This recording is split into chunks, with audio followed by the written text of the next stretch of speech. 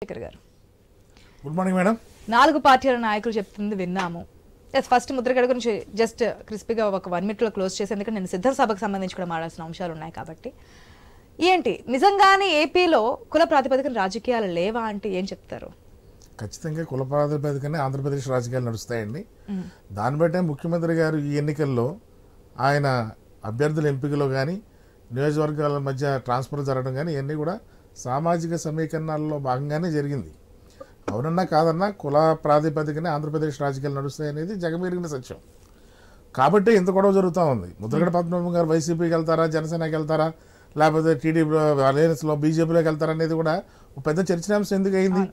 కాపు సామాజిక వర్గం ఈ రాష్ట్ర రాజకీయాల్లో ప్రభావితమైన క్యాస్ట్గా ఉంది కాబట్టి దానికి సంబంధించిన ఒక ప్రధానమైన నాయకుడు ముద్రగడ పద్మనాభం గారు కాబట్టి ఆయన ఏ పార్టీలోకి వెళ్తాడనేదే మీడియా పరంగా కానీ రాజకీయ పార్టీల పరంగా పెద్ద చర్చనాంశంగా మారింది.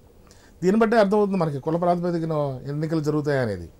అందులో తూర్పు పశ్చిమ గోదావరి జిల్లాలో ఈ కాపు కులం అనేది రాజకీయాల్లో తీవ్రమైన ప్రభావం చూపిస్తాయి. కాబట్టి పవన్ కళ్యాణ్ గారికి బలం ఎక్కడ ఉందంటే అందరూ చెప్పేది తూర్పు పశ్చిమ గోదావరి జిల్లాలోనే. ఇది ఆ 2 జిల్లాల్లో ఎక్కువ స్థానాలు కనుక జనసేన తీసుకోవాలనేది కూడా ప్రధానమైన డిమాండ్ అనేది జనసైనికుల నుంచి ఉంది, ఆయన అభిమానుల నుంచి ఉంది, కాపు కులం నుంచి కూడా ఉంది. ఇక్కడ మనకు ముద్రగడ పద్మనాభం గారు ఆయన రాజకీయ నేపథ్యం, ఆయన తండ్రి గారు 2 సార్లు ఎమ్మెల్యేగా గెలవడం, అది ఇండిపెండెంట్గా. ఈయన జనతా పార్టీ నుంచి రాజకీయ అరంగేటం చేయడం, ఆయన 3 సార్లు ఎమ్మెల్యేగా, ఒకసారి పార్లమెంట్ సభ్యుడిగా, 2 సార్లు అటు తెలుగుదేశంలో కూడా కాంగ్రెస్ ప్రభుత్వంలో కూడా మంత్రిగా చేసిన అపారమైన రాజకీయ అనుభవం గల వ్యక్తి ముద్రగడ పద్మనాభం గారు. ఖచ్చితంగా ఆయన ప్రభావం అనేది ఉంటుంది.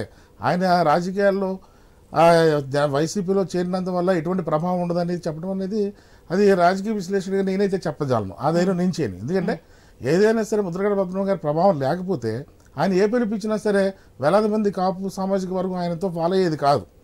మనం ఇటీవల చూసాం, గత తెలుగుదేశం ప్రభుత్వంలో ఆయన ఇచ్చిన తునిఘటన ఇవన్నీ చూసాం. మరి ఆయన నిలబడి ఆయన పిలుపుబట్టే కదా కాపు సామాజిక వర్గం ఆయన పిలుపునందుకుని వెళ్ళింది. కాబట్టి ఈ రోజున వైసీపీ పార్టీలోకి ఎందుకు వెళ్తున్నారు, జగన్మోహన్ రెడ్డి ఎందుకు తీసుకున్నాడు, ముద్రగడ పద్మనాభం గారిని ఎందుకు తీసుకుంటున్నాడు అంటే అది ముద్రగడ పద్మనాభం గారు చెప్పారు బేషరతుగానే. నేను ఎటువంటి, ఎందుకంటే ఆయన ఇంతకుముందు కూడా కాపు ఉద్యమం నుంచి నేను వైదొలుగుతున్నానని ఆయన ప్రకటన చేశారు. ఆయన మన కుల నాయకుడిగా కాదు, ఇప్పుడు రాజకీయ నాయకుడిగానే చూడాలి ముద్రగడ పద్మనాభం గారిని. ఆయన స్వయం ప్రకటన రాజకీయాలు ఉన్నంతసేపు నేను సపోర్ట్ చేస్తాను. ఆయన ఇంకోటి కూడా ఏమన్నారు, నేను సంక్షేమ పథకాలు ఇంకా మరిన్ని సంక్షేమ పథకాలు ప్రజలకు అందుబాటులోకి రావాలి, ఈ ప్రభుత్వం ముఖ్యమంత్రి గారి ద్వారా జరగాలనే ఉద్దేశంతో నేను బేషరతుగా నేను సపోర్ట్ చేస్తున్నాను. అక్కడ కులాన్ని ప్రస్తావించలేదు ముద్రగడ పద్మనాభం గారు. కేవలం ప్రజలకి, పేద ప్రజలకి అందే సంక్షేమ పథకాలు మరింతగా చేరువు కావాలి, దానికి నేను బేషరతుగా ముఖ్యమంత్రి గారు సపోర్ట్ చేస్తున్నాను. నా కొడుకు కానీ నేను కానీ ఏ పార్లమెంట్ ఏ ఎమ్మెల్యే సీటు కూడా నేను ఆశించట్లేదని చెప్పారు. దానికి ఇప్పుడు మనం మన ఎజెండాలో కాకినాడ నుంచి పవన్ కళ్యాణ్ గారితో పోటీ అనేది, దానికి ముద్రగడ పద్మనాభం గారు మాట చెప్పేసిన ఒక క్లారిటీ ఆయన ఇచ్చేశారు. నేను అంటే రాజకీయాలు ఏదైనా జరగచ్చు, మార్చచ్చు, మార్చకపోవచ్చు. ప్రస్తుతానికి మాత్రం మనం వ్యక్తిగతంగా ఆయన మీడియాకి వెల్లడించారు కాబట్టి మీడియా వాళ్ళు అడిగారు కదా, మీరు పార్లమెంట్ కి ఎమ్మెల్యేగా పొడి చేస్తారా, పిఠాపురం నుంచి ఎమ్మెల్యేగా పొడి చేస్తారంటే నాకైతే ఉద్దేశం లేదు. నేను ఆల్రెడీ జగన్మోహన్ రెడ్డి గారికి చెప్పేశాను కూడా, అధికారంలోకి వచ్చిన తర్వాత మీరు ఏదైనా కనుక అవకాశం ఇస్తే తీసుకోవడానికి సిద్ధంగా ఉన్నారని చెప్పి ఆయన ప్రకటించడం జరిగింది. ఇంకోటి ఏంటంటే పవన్ కళ్యాణ్ గారు ఏదైనా జరగచ్చు కదా, జరగచ్చండి. స్ట్రాటజీస్ ఇక్కడ ఏదైతే మనకి జనసేన స్ట్రాటజీ కనిపిస్తుంది, at the same time why not 175 అన్నప్పుడు ఏ ఒక్కటి కూడా వదులుకోవడానికి సిద్ధంగా ఉండదు కదా. ఓకే, ముద్రగడ ఎఫెక్ట్ ఎంత వరకు ఉంటుందని చూద్దాం. నిన్న సిద్ధం సభకు సంబంధించి రాజశేఖర్ గారు అనేక కామెంట్స్ చేస్తున్నారు. అధినేత సీఎం జగన్మోహన్ రెడ్డి 3 పార్టీలు పొత్తులకు సంబంధించి, గతంలో మేనిఫెస్టోకి సంబంధించి సైకిల్ పరిస్థితి ఏంటి, మరి ఇప్పుడు చేస్తున్నప్పుడు ఏ విధంగా ఉన్నాయి, నాకు మీరే తోడు మీరే దిక్కు అనే విషయాన్ని, అంటే మీరే నాతో పాటు ఉన్నారు, నాకు స్టార్ క్యాంపెయినర్ లేరు, ఎవరు లేరు. ఒక్కొక్క పార్టీకి సంబంధించి గతంలో డిపాజిట్లు రాని అంశము, రాష్ట్ర విభజనకు సంబంధించిన అంశము, ఆ పార్టీలు గెలవకపోవడము, ఆ వ్యక్తులు గెలవకపోవడం, ఇవన్నీ కూడా చెప్తూ ఉన్నారు. సో ఏ విధంగా చూడొచ్చు నిన్న చేసినటువంటి కామెంట్ సంబంధించి? ఇక్కడ జగన్మోహన్ రెడ్డి గారు ఒక క్లారిటీగా ఉన్నారండి. ఆయన ఒకే మాట చెప్తున్నాడు. ఆయన ఎన్నికల్లో పొత్తుల గురించి లేకపోతే ఆయన ఏదైనా కులపరంగా ఏదైనా వాగ్దానాల గురించి అన్నీ కూడా ఆయన ఎన్నికల సభలో ఆయన అంశాలకు లేవనెత్తట్లేదు. ఆయన ఒకటే మాట చెప్తున్నాడు, నేను మీకు మీ కుటుంబానికి కనుక నా ప్రభుత్వం ద్వారా లబ్ధి చేకూరిందంటే మీరు నాకు ఓటేయండి, లేకపోతే నేను ఓడిపోవడానికి కూడా సిద్ధంగా ఉన్నాను, దాన్ని రిసీవ్ చేసుకోవడం కూడా సిద్ధంగా ఉన్నాను కూడా ప్రకటించాడు ఆయన. నాకు ఓటమి అనేది కొత్త కాదు, నేను ఓటమికి కూడా సిద్ధంగానే ఉన్నానని చెప్పి ఆయన చెప్పడం అనేది ఒక ముఖ్యమంత్రిగా అలా చెప్పడం అనేది రాజకీయంగా అది చాలా ధైర్యం సాహసం చేసినట్టే. ఇంకోటి ఏంటంటే వ్యవస్థల్లో పనిచేస్తున్నాయా లేదా అనేది ఇప్పుడున్న ప్రధానమైన ఆరోపణ. జగన్మోహన్ రెడ్డి గారి ప్రభుత్వంలో వ్యవస్థలు అనేవి చిన్నభిన్నమైనవి. ఇప్పుడు మీరు ఇప్పుడు చెప్పారు కాపు కార్పొరేషన్ ద్వారా కాపులకి న్యాయం జరుగుద్ది అనేది చెప్తున్నారు. అలాగే కార్పొరేషన్లు ఉన్నప్పుడు జరిగింది.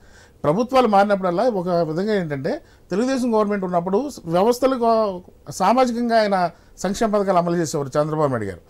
రాజశేఖర రెడ్డి గారు వచ్చినప్పుడు కుటుంబ పరంగా ఆయన సంక్షేమ పథకాలు అమలు చేసేవారు. జగన్మోహన్ రెడ్డి గారు వచ్చిన తర్వాత వ్యక్తిగతంగా సంక్షేమ పథకాలు అమలు చేయడం మొదలెట్టారు. అంటే మా ప్రభుత్వాలు మారుతున్న కొద్దీ సంక్షేమ పథకాల అమల్లో ఎవరు బాణీలో వాళ్ళు అమలు చేసుకుంటూ వచ్చారు. కాబట్టి కార్పొరేషన్ ద్వారా సంక్షేమం అందించినప్పుడు కొన్ని కుటుంబాలకి లేదా కొంత సామాజికంగా కొంత వ్యవస్థలకి సంక్షేమం అందేది. కానీ జగన్మోహన్ రెడ్డి గారి ఆలోచన ఏముంది, ఏ రంగా రాజకీయ ఎత్తుగడ ఏం చేశారు, సంక్షేమం అనేది వ్యక్తిగతంగా కుటుంబంలో ఉన్న వ్యక్తులకు వెళ్ళింది ఇప్పుడు ఆయన చేసింది. కాబట్టి ఇది కులపరంగా కాకుండా వ్యవస్థగా సామాజికంగా కాకుండా వ్యక్తిగా సంక్షేమ పథకం వెళ్ళినప్పుడు అదే ఆయన ధైర్యం. నా ద్వారా వ్యక్తిగా లబ్ధి పొందారు కాబట్టి ఆ వ్యక్తిగతంగా నాకు ఓటు వస్తుంది అనే ధైర్యంతో ఆయన ఈ రోజు మాట్లాడటం జరుగుతుంది.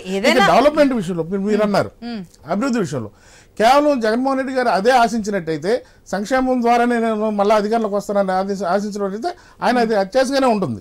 ఎందుకంటే ఎప్పుడు కూడా సంపదని సృష్టించాలి, సృష్టించిన సంపద సంక్షేమం అమలు చేయాలి. కానీ ఒక ప్రభుత్వ అధినేతగా కేవలం రాజకీయ స్వలాభం కోసం, రాజకీయ లబ్ధి కోసం రాష్ట్రాన్ని అధోగతి పాలు చేయడమో, రాష్ట్రాన్ని అప్పులు పాలు చేయడం వల్ల భవిష్యత్ తరాలు చాలా నష్టపోతాయి.